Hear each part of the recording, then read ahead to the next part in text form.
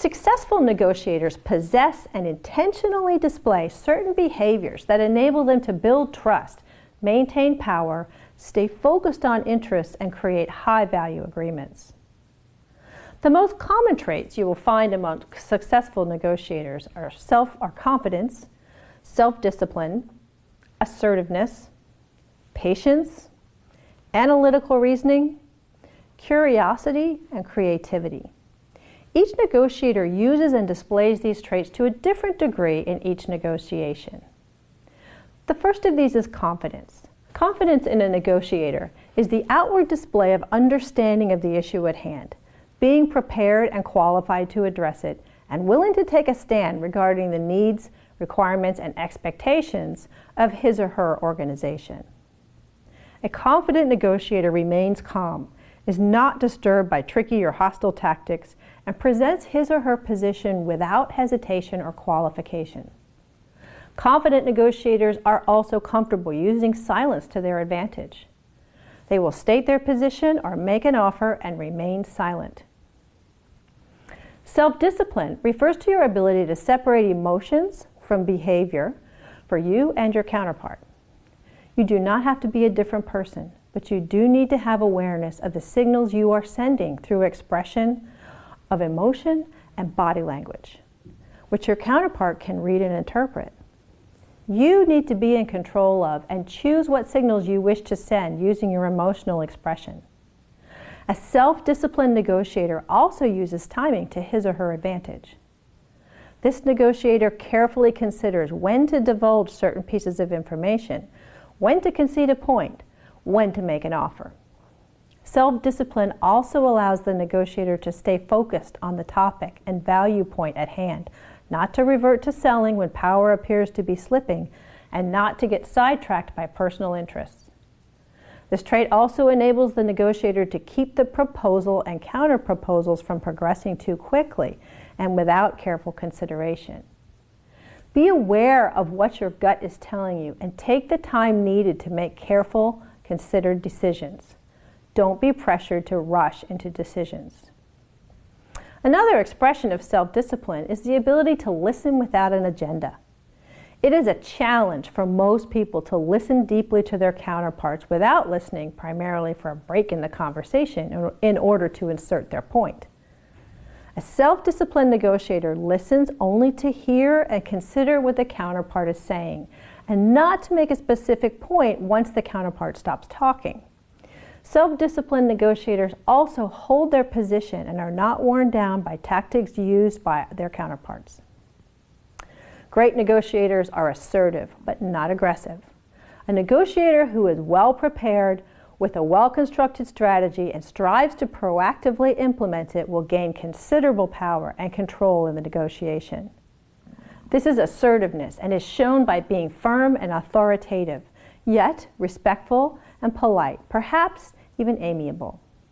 Assertiveness is achieved by being confident and explaining your position without being patronizing or arrogant, and in such a way that your counterpart does not feel compelled to respond to your proposal with defense or counter-arguments. Somewhat related to assertiveness is persistence. A good negotiator understands that sometimes a counterpart will allow an issue to be dropped out of a desire to avoid the discussion, but not allow the issue to be forgotten. Also, persistence might manifest itself in terms of revisiting a point that gained a negative response in the past. An assertive negotiator knows that no doesn't mean no forever, and that additional information and discussion might change a no to a yes. Therefore, a persistent and assertive negotiator will bring the topic up again if it is relevant and there is reason to believe the counterpart might have changed his or her position. Persistence is the understanding that hearing no is not the end point. It is a sign that the negotiator must be patient and continue the dialogue until it is time to try again. This is one aspect of negotiation in which teenagers excel. Anyone who has a teenager knows that most of them wholeheartedly espouse the philosophy of no just means not yet. Arguably, teenagers are the most persistent negotiators on the planet, and we can learn from them. Recognize that a no can mean a lot of things. Not now, not today, not in those terms, not if it takes 3 weeks. In negotiation, no usually means not with the terms as we currently have defined them. It means it's time to look at value and determine how you can add value to your offer. Patience is an important trait of a successful negotiator. Great negotiators don't rush to agreement before the timing is best, and they use their knowledge and information resources to identify the best time to act. Great negotiators also know that counterparts and their organizations often don't proceed at the same pace as their own organizations, and that rushing things causes them to lose power. Patience also allows the negotiator to be comfortable with silence when waiting for a counterpart to react to a suggestion or respond to an offer. Skilled negotiators utilize their innate curiosity.